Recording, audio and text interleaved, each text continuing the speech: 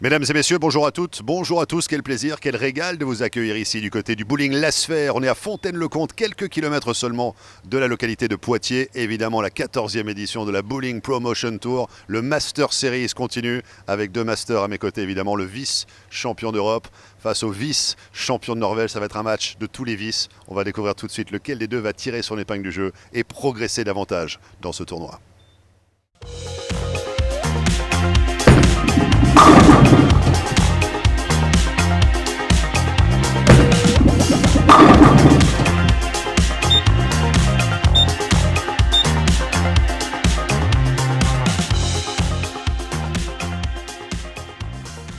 Thank you, Marc Chavet, for that introduction to our 12th of 15 matches we'll be bringing you as part of the 2023-2024 season of the Bowling Promotion Tour QubicaAMF Masters Series stepladder. As Marc mentioned, today it is number 4 qualifier Frenchman Kenny Billaut against the number 5 qualifier 22-year-old Hagen Nilsen, who is coming off a 226-204 win over Belgian Louis Bonnet. And it will be Nielsen kicking us off on the left lane. Again, we are on the Gateway Arch 42-foot oil pattern. We've seen a lot of urethane go down the lane, a lot of purple hammers, and no different here from Nielsen. And Halvar with a convincing win in his last match. Let's see how he kicks things off here. Halvar averaging 219.06 across his 18 games, while Billaut averaging 219.67. So these two players very closely matched in terms of score. And there is a great shot to kick things off for Nielsen. Slaps the 10 out. And let's have another look at this release. You can see the beautiful swing, and look at the release of this young man. Gets through the shot very cleanly, turns up through the pocket, 6-pin into the channel, slaps the 10, and a perfect start for Hagen Nielsen. We have seen Nielsen in the U.S. competing in New England bowling events, as well as the Northeast Megabucks tournament over the U.S. Thanksgiving holiday in 2023, and hope to see him over again in the U.S. Now our first look at Frenchman Kenny Billaut, and look at the power on this young man. Both these players one-handed style, but they both have a lot of power because they have great fundamentals. And here is Billaut's first shot, and gets it out to the spot, turns up, comes a little bit high, but trips the 6. Left-hander's best friend, the trip 6, and that will match the opening strike of Nielsen.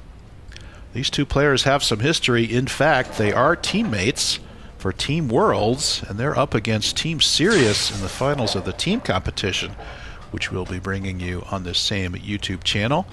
And here's the other the repeat of Billaut's shot. You can see it gets out to the 5th or 6th board out there and comes up just a bit high, head pin into the sidewall, comes back and just tips out that 6-pin.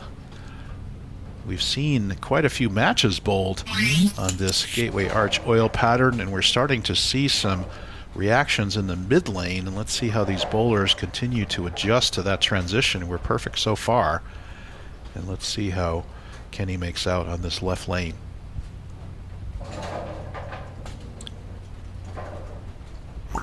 And gets it down to basically the same spot. It looked like the same spot as the other shot, but you can see how that ball picked up in the mid lane and came raging through the face, as we call it, to leave the 2-4-7 combination. Billaut also teamed with Monica Schack-Nielsen in the mixed doubles competition. Monica Schack-Nielsen won our first 3 matches in this same stepladder, defeating Gerald Danson, Stanislaw Nodin, and Gwendol Joliffe before falling to Gaetan Carew. And here is cross lane to the 2-4-7, makes the spare, and now 20 in the first for Billaut. And now can Nielsen double up here? And again, you see both these players throwing purple hammers. We are at Bowling Sphere in Fontaine, Comte, a town about 200 miles southwest of Paris. You do see Bruno Bidone and Marc Chavet offering the French commentary in the background. My name is Bruce Hall, and I'm your international commentator for these matches. And let's see how Nielsen fares in his second frame. Gets it out to the spot, looks good, turns it up, dead flush, and a double for Nielsen. Picking up where he left off. He won his first match 226 to 204 over Louis Bonnet, throwing shots just like this. And look at the nice long fluid arm swing, and look at the knee bend, gets through the shot, stays shoulders over his knees, and gets all that leverage through to the ball, and it turns up perfectly through the pocket for a double for Nielsen. I'd like to thank QubicaAMF. They have signed on for a 3-year commitment to sponsor this Masters Series, so you will definitely see more of these matches in years to come. And you could be part of this tour if you'd like to be. Just check out the Bowling Promotion website. And it looks like left a little bit, comes in and still slaps the 10 out. Looks like he pulled it down the oil a little bit, but he got all of it, and it came up just high enough to kick the 10 out, did Nielsen. So you can see this ball's left. It definitely doesn't get out to the same break point as his last shot on that lane, but it's enough. Comes up, and the 6-pin gets to the channel and just does nudge out the 10 for the opening 3 for Nielsen. Now, so Billaut in an early 20-pin hole here. Let's see if he can dig himself out. Winner of this match faces Gregory Rius, who is our number 3 qualifier. He averaged 220 in his qualifying. After that, it's Jaime Gonzalez, last year's winner, and after that, it's Martin Larson. So, and he got that one out. Oh, good slap of the 7-pin there for Billaut. Another good shot. These guys are pretty much hitting the pocket, except for Billaut's second shot. Look at this ball get out to just even left of those. See those dark boards? It's right around 7 and 8 board. So he gets it up and comes up to slap the 7 out. And unfortunately down by 20 because of that shot on the left lane. Let's see what he does here. You'll have to make some kind of a move. The trick is if you move in to catch more oil, you can get the ball to underreact. We call that over-under. Gets it into the oil, it underreacts, it comes in for a 3-pin or at worst a washout or something like that. Or if you don't make the move enough, it still goes through the beak again. So let's see what he does here.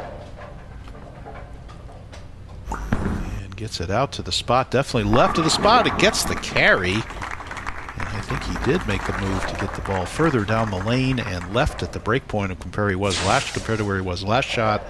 You can see that gets just to the left of those dark boards. Comes up a little bit high, but he does carry the strike. So cuts the lead to 10 now. And let's see what Nielsen will do.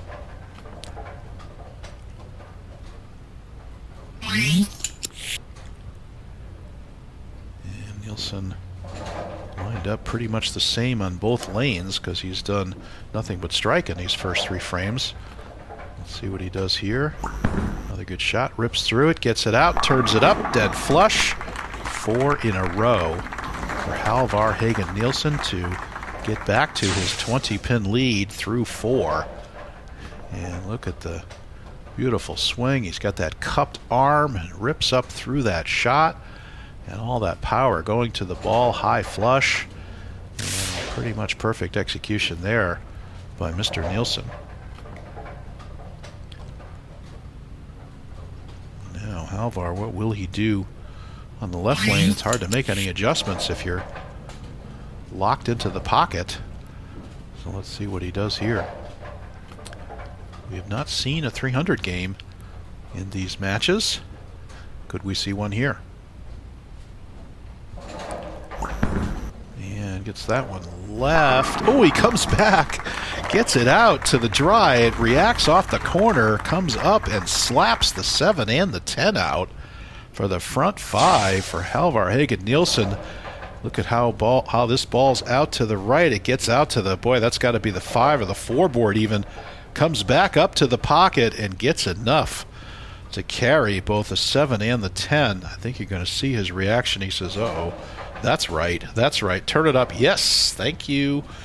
Thank you very much. So that's using a little bit of the area that he's been given, but gives him the front 5 for Halvar Hagen Nielsen. Can he go all the way?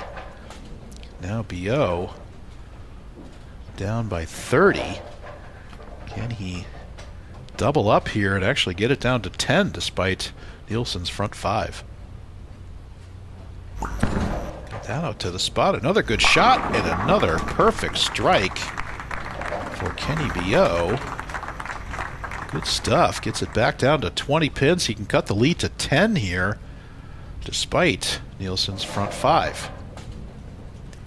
This has been the trickier lane, this left lane. Let's have a look at this shot. Again, look at the 2 dark boards. The ball gets right to those 2 dark boards right there. That's the 7 and the 8 board. That's his break point. He's been very consistent around that point in the mid lane, and the ball turning perfectly through the pocket. As we said, you can be part of this tour. They do qualifying and the TV recording the end of September, early October each year. So check out the Bowling Promotion website and you could be part of this fun and exciting tour around the country of France. And gets that one out. Left, a little high again. That left lane has got quite the jumpy mid lane, and that's what happened to Billaut there. So it comes up high for an 8 count. And unfortunately, that is going to put him further in the hole, and the door is really open for Nielsen now to extend his lead. Again, it's just left of those dark boards, so he is getting it where he needs to. It's just so jumpy there because of the other matches we've seen on these pair. Again, this is our 12th match. We've not had a re-oil, so we certainly have seen some transition here on these lanes.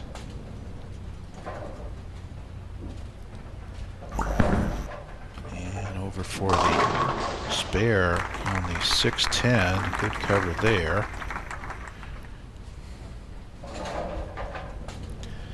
And again, Billaut cruising at a 2:18 pace, where Halvar Hagen Nielsen already in the 2:30s. So Nielsen enjoying a 22 pin lead at this point, getting up to throw his 6th shot. Can he go all the way? This to get him halfway to a 300 game.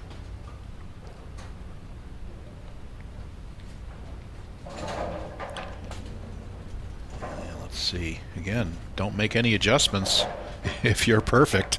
And he doesn't. That's left up the lane. He's got, oh boy, he's really opened up the lane. That was left of target a little bit. He used that hold that's out there. He was able to push it down the lane and carry. And here he goes. And you can see it's a little bit left of target, just doesn't quite get out to the break point, but it turns up perfectly through the pocket and gives him 6 in a row, halfway home for Halvar Hagen Nielsen. And the way he's throwing it with the area he has, boy, we have to like our chances here for the 300 game.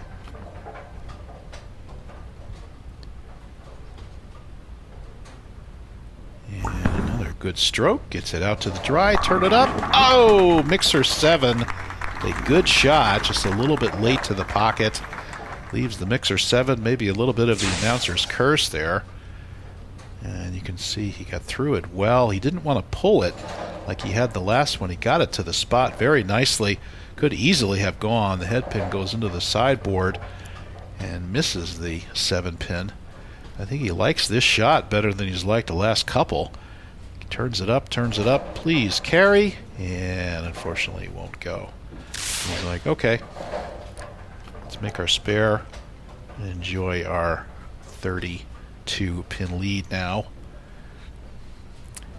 And switches to the plastic ball straight at the 7 and goes by the 7 pin. And that will give some pins back to Billaut. Let's see if he can take advantage of it.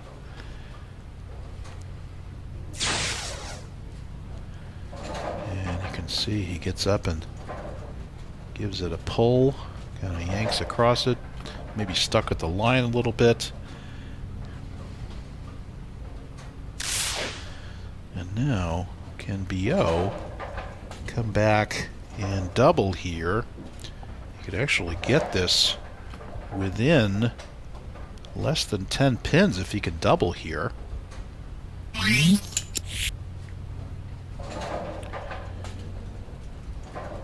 Billaut still with 250 available to him, and Nilsen with 267 available, so certainly not out of it by any means because of the miss by Nilsen. And that's right to the spot, a good shot, but there's a weak 7, doesn't get the roll, and can't get the carry there. So both players seeing some carry issues here in the 7th frame, leaving 7 pins.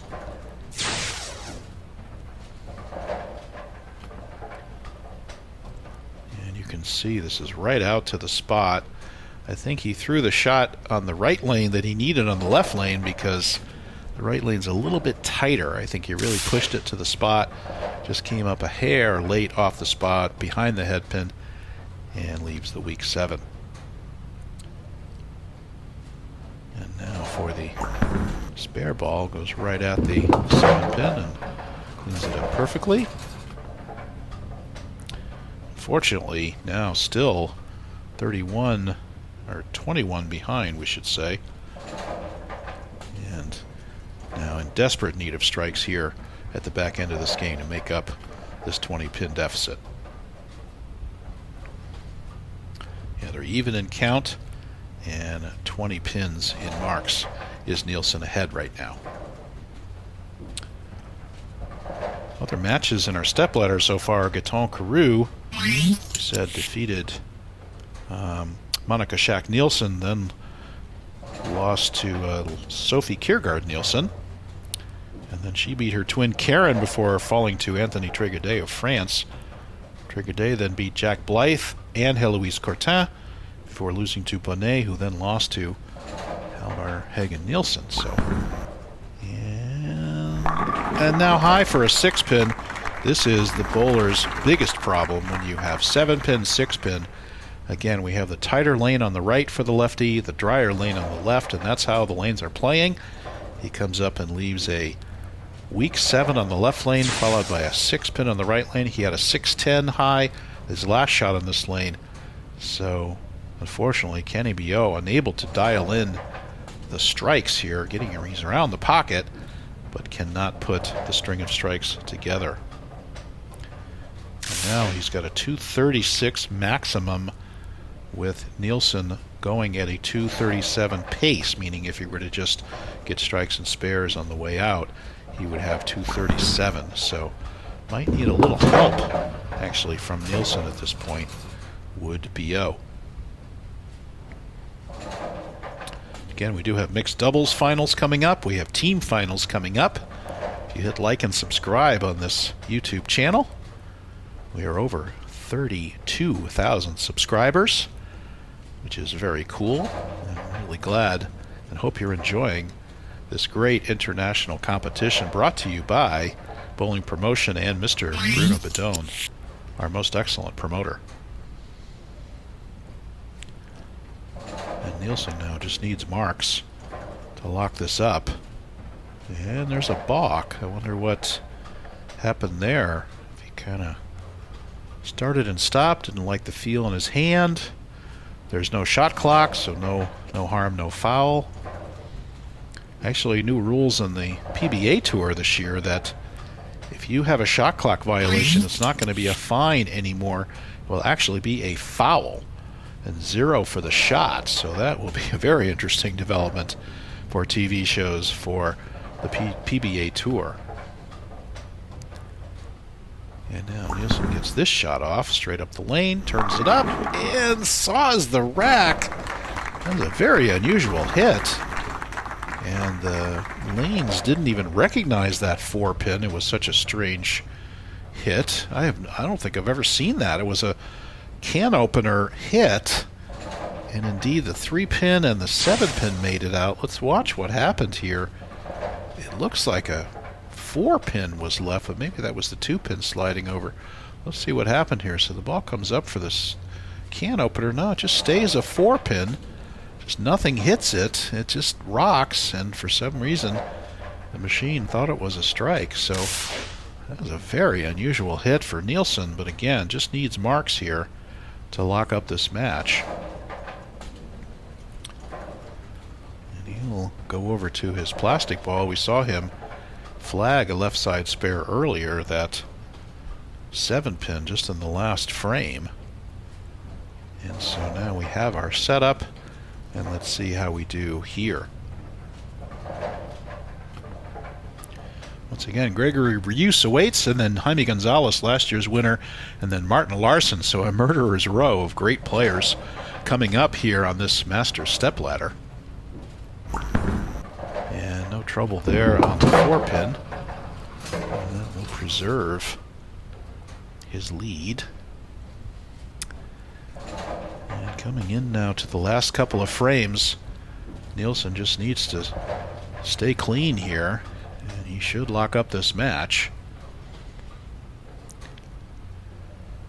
Again, a 21-pin advantage for Nielsen. 236 available once again for Billaut. And Nielsen cruising at a 237 pace. He would need to strike here to not lose any count against that 237. Let's see what he does. Gets it out once again to the pocket, and there's the risk of moving in. He comes in and he gets it into the oil. It does not hook through the midpoint, and watch this ball. It does what we call go forward. Watch this. It gets here, and where it's supposed to slow down and turn left, it just goes forward through the pins and leaves the bucket. The entire dinner bucket. That's the 2, 4, 5, 8. And loses quite a bit of count. And indeed, Billaut with some new life here. If he can get up and strike out, he would force Nielsen to double in the 10th. Assuming he makes this bucket. And Nielsen hooks at the bucket, turn it up, perfect cover there. Helgar Nielsen, good shot there.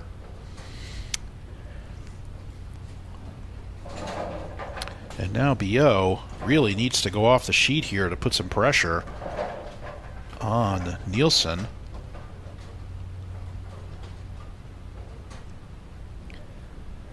Billaut again, 236 possible. Nielsen now at a 233 pace, so we're Billaut to try to figure out how to triple here, then Nielsen would need to double. Let's see how we do. Winner faces Gregory Reuse in our next match.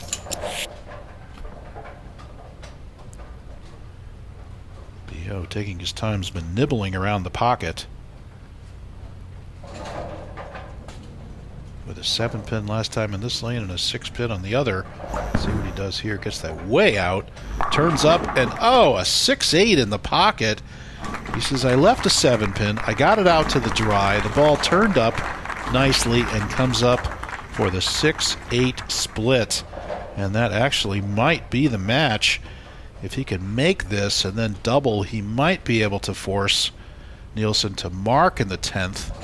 But that's a terrible break for Kenny Billaut on what was a pretty good shot, actually. And looks at it, cannot convert.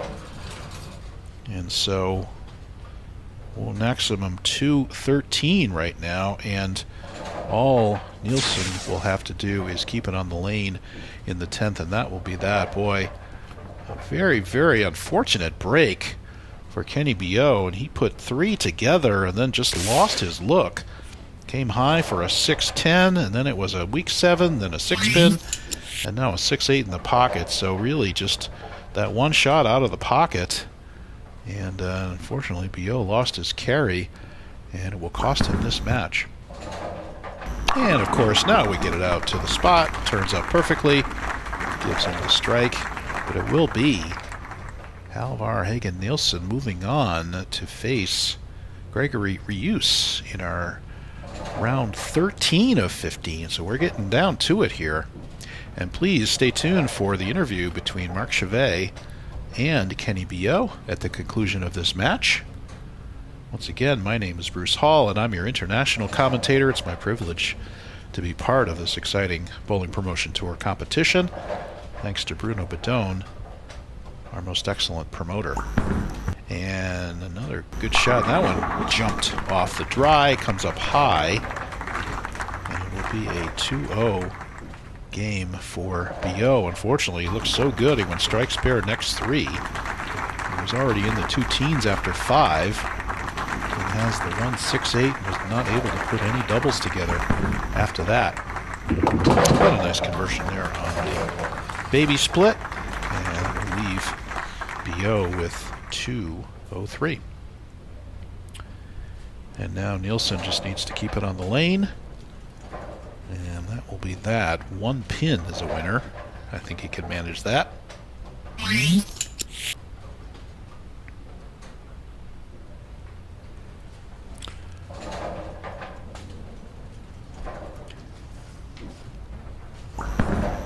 And that'll do it. High gets the trip 4. Very nice. We mentioned the different cities that were visited. They go to 6 games in Billaut, 6 games in Helene, and 6 games here in Poitiers, Fontaine, Comte. So various places in the northwestern coast and western parts of France. So they get around on a nice tour of France as part of this. It's about a week and a half of qualifying that they have, and then they have the finals here at the Bowling Sphere in Fontaine-le-Comte. So really exciting bowling promotion tour that they do each year. And Nilsen now for the victory lap, and another shot dead nuts in the pocket. He will be in the 240, so even if Billaut had struck out, Nilsen will take care of business. Once again, stay tuned for the interview between Marc Chavet and Kenny Billaut, and we look forward to our next match, match number 13, and it will be Gregory Reuse against Halvar Hagen Nilsen.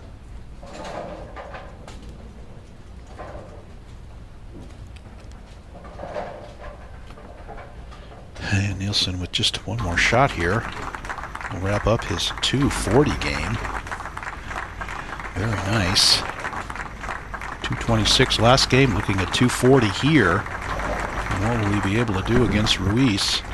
And give him 243. Very nice game by Halvar Hagen Nilsen. And the hug between the competitors. And once again, please stick around for our interview, and thanks everyone for watching. And we hope to see you back on this same YouTube channel for match number 13.